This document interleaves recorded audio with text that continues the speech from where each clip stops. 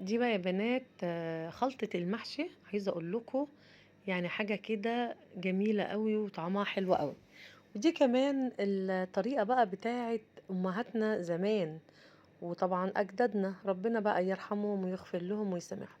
تعالوا بقى اقول لكم على الخلطة الحلوة ديت هتطلع لك المحشي في منتهى الجمال. اي نوع محشي بقى، هتعملي كرنب، هتعملي بتنجان، هتعملي كوسة، هتعملي ورق عنب. الخلطة دي ماشية معاكي في جميع انواع المحاشي.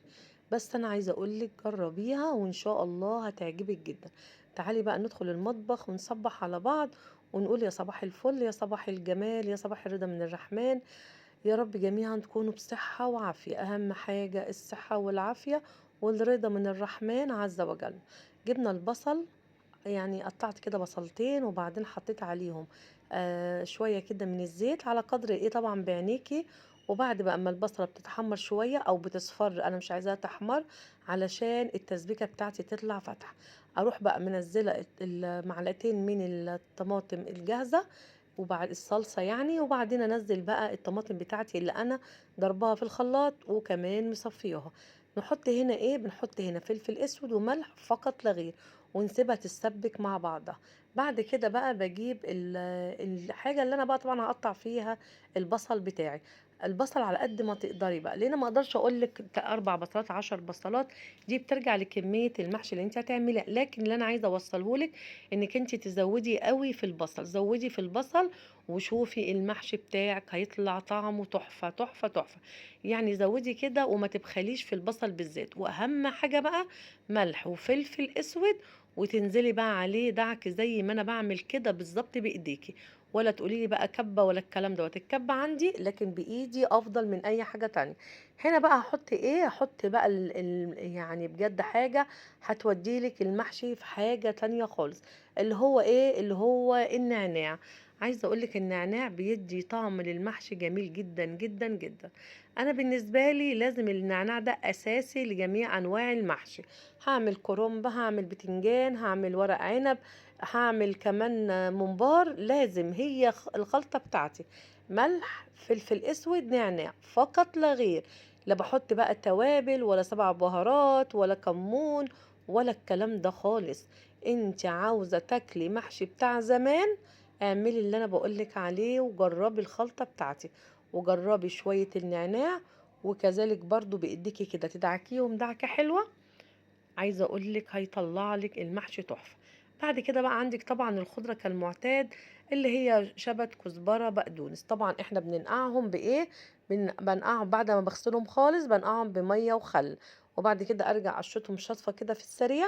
وبعد كده نحط الرز وناخد بقى الخلطه بتاعتنا الحلوه دي. بعد ما اتسبكت انزل على كل دوت. وهنا بقى عايزه اقول لك المحشي بتاعك هيطلع تحفه. انا باخد بقى اللي بيطلع من الخضره واعمله بطانه للايه؟ للحله اللي انا هحشي فيها المحشي. عايزه اقول لك هيطلع لك المحشي بتاعك طعمه زي العسل. الخضره طبعا طعم بقى الشبت مع البقدونس مع الكزبره، عايزه اقول لك هيديكي نكهه حلوه قوي. نرجع بقى هنا للخلطه بتاعتنا. انا حطيت هنا ايه؟ حطيت طبعا زيت، بس انا عايزه اقول لك زودي الزيت شويه، انا عايزه الزيت يبان كده فوق الوش.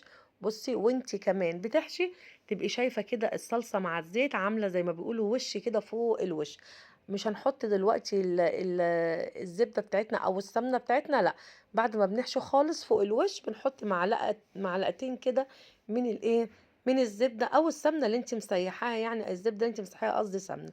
هنا بقى خلاص تمام، جبنا بقى البتنجان بتاعنا. عايزه اقول لك انا كنت نقعاه بميه وملح، ميه وملح. انقعيه بميه بملح شويه وبعد كده اشطفيه. بصي هنا بقى بوريك الفلفل، لا تعملي بقى بالسكينه ولا الكلام ده خالص. ده بصي تكه كده بصباعك تروحي ايه؟ فاتحه على طول الايه؟ الفلفل بتاعك. بصي اهو، لا تحتاجي بقى سكينه تيجي تقطعيها يقطع معاكي الفلفل وتبوظيه، لا. بصباعك كده تك تك تتك كده. بصي هوريكي تاني، بصي بصباعي دوت بتك، بصي زي ما انت شايفه كده بتروح على طول طالعه معايا الراس بتاعت الايه؟ الفلفل اهي. بصي اهي سهله جدا، ولا بقى سكينه ولا لا قدر الله الجرح منها، لان طبعا بيكون بقها صغير. بعد كده بقى هنعمل ايه ان شاء الله؟ بس تعالوا نقول اللهم صل وسلم وبارك على سيدنا وحبيبنا وشفيعنا ونبينا سيدنا محمد صلى الله عليه وسلم. اوعوا تنسوا ذكر الله وانتوا في المطبخ، والصلاة على الحبيب قلبك يطيب حسناتك تزيد. هنا بقى هوريكي، بس طبعا البتنجان مفهوش طبعا افتكاسة ولا في حاجة يعني مهم، بس كل اللي بقولهولك وانت بتحشي تخلي عقلة من صباعك نازلة فاضية.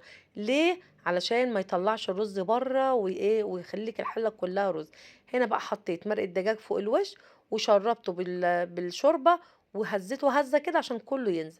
غلوتين وتحطيه بقى على نار هادية خالص، بس سيبيه يغلي معاكي غلوتين حلوين. لما تلاقي الشوربة بتاعته بدأت تنزل تتشرب يعني، تروحي بقى مهدية النار، ولما الشوربة تشرب خالص تعمليه على شمعة. هنا بقى طبعا في مقطع راح مني ما تصورش، وانا بحط فوق الوش الايه معلقة الزبدة. عايزة اقولك هيطلعولك بقى بيلمع وطعمه جميل وحلو جدا. بس جربي الطريقة اللي انا قلتلك عليها دي وانتي مش هتندمي. هنا بقى خلاص زي ما انتوا شفتوا كده طلعناه وحطيناه بقى. وهنا هجهز ان انا ايه طبق التقديم. بصوا انا عايزه اوريه لكم، بس يا على بص بص اللمعان طبعا. وعايزه اقول لكم الرز بتاعه مستوي وزي العسل. الشوربه بتحطيها عند اخر صباع وتقفي، اللي هو يعني ما تخليش الشوربه تغطي الايه الصوابع المحشي، لا. اي محشي بتاعك هتحطي فيه الشوربه تبقى الشوربه نازله لتحت. وعملنا بقى جنبيها الفرخه الحلوه ديت. ويا رب الفيديو يكون عجبك، ولو عجبك ما تنسيش اللايك والتشير وتفعيل الجرس. بس بقولك جربي برضو المحشي بتاعنا، هيعجبك جدا جدا جدا. وجربي التوابل اللي قلتلك عليها، بس ما تحطيش حاجة تانية. وصدقيني هتدعيلي وهتقولي هو ده طعم المحشي بتاع زمان. ونورتيني في قناتي، اهلا وسهلا بيكي. وبجد بنقول يعني اوعوا تنسوا ذكر الله بأي أذكار انتوا تحبوا تقولوها.